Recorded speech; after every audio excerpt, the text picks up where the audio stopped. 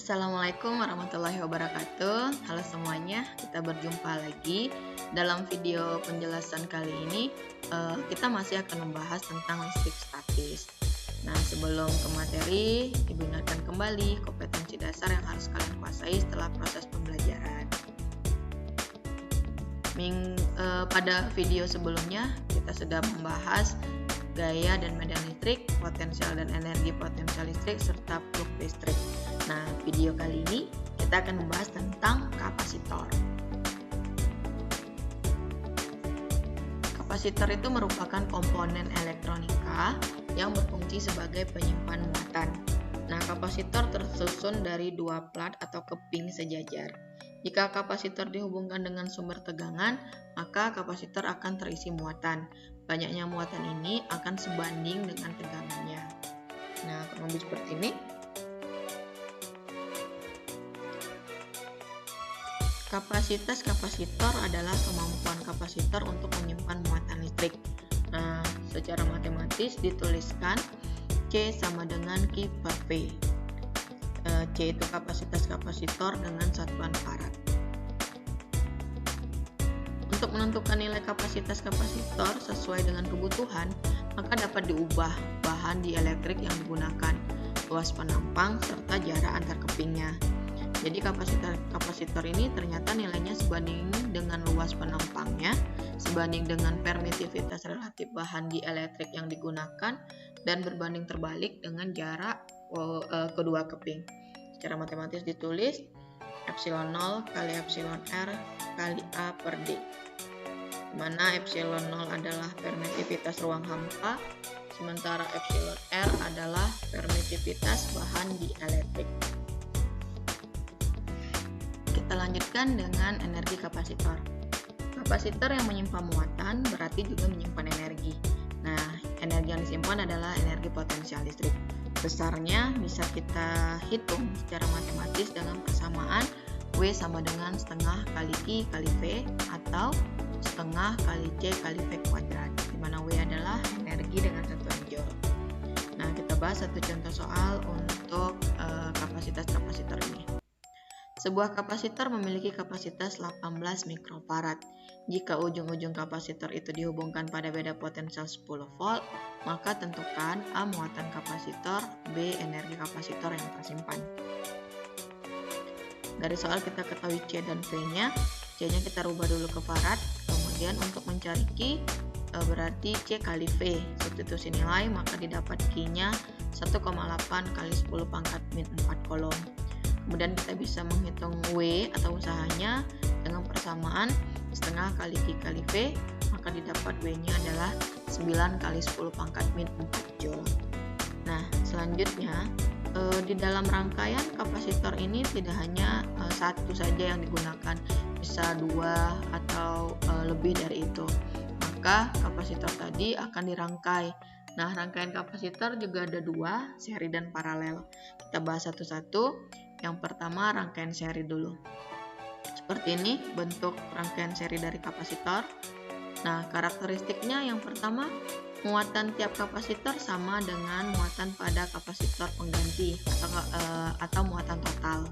Berarti Q1 akan sama dengan Q2, sama dengan Q3, sama dengan Q. Sementara jumlah beda potensial kapasitor sama dengan beda potensial pada ujung-ujung kapasitor pengganti.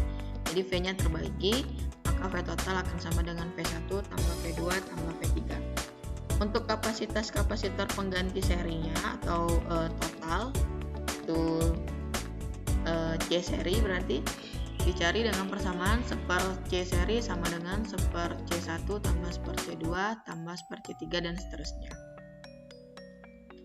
Untuk rangkaian paralel seperti ini bentuknya, dia berurut ke bawah dan punya cabang. Adapun karakteristiknya yang pertama, muatan kapasitor pengganti akan sama dengan jumlah muatan masing-masing kapasitor. Berarti Q-nya di sini terbagi, sehingga Q total itu adalah Q1 tambah Q2 tambah Q3. Nah, untuk beda potensialnya ini sama. Berarti V1 akan sama dengan V2, sama dengan V3 dan sama dengan V total. Untuk kapasitas kapasitor pengganti atau C paralelnya itu akan sama dengan C1 tambah C2 tambah C3. Nah, untuk lebih jelas tentang rangkaian kapasitor kapasitor, kita bahas contoh soal berikut. Ini ada gambaran rangkaian kapasitor, di mana C1-nya 60 mikrofarad, C2-nya 120 mikrofarad, C3-nya 80 mikrofarad, yang dihubungkan dengan sumber tegangan 6 volt. Nah, kita suruh menentukan berapa kapasitas penggantinya, muatan yang tersimpan dalam kapasitor C3, dan beda potensial pada ujung-ujung C1. Nah, dari soal ini kita harus mencari C total. Berarti kita gambar, kita harus mengerjakan dulu C1 dan C2 yang diserikan. Maka didapat CS-nya 4 kali 10 40 mikrofarad atau 4 kali 10 milifarad. Kemudian C2 ini akan diparalelkan dengan C3. Nah, itu yang menjadi C total. Maka didapat C totalnya 1,2 kali 10 pangkat min 4 farad. Kemudian yang B, kita diminta menghitung potensial pada C3. Karena tadi C3 ini dihubungkan paralel dengan C1 dan C2 yang sudah digabungkan sebelumnya. Di paralel tadi karakteristiknya bahwa V-nya yang sama.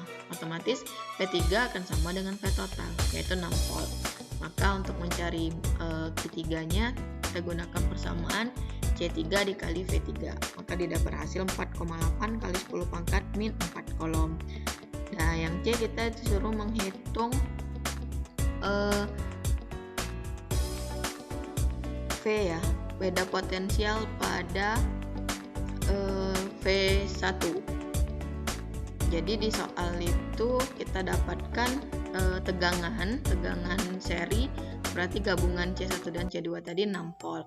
Kita hitung dulu Q serinya, sehingga kita bisa memperoleh hubungan bahwa Q seri ini kan sama nih dengan Q1 dan Q2. Maka bisa kita cari V dengan persamaan Q per C. Substitusi nilainya sehingga didapat bahwa V1-nya adalah 4 volt. Demikian penjelasan Ibu pada video kali ini. Semoga bisa kalian pahami penjelasannya dan bermanfaat bagi kalian. Sampai berjumpa di video-video selanjutnya. Ibu akhiri, terima kasih. Wassalamualaikum warahmatullahi wabarakatuh.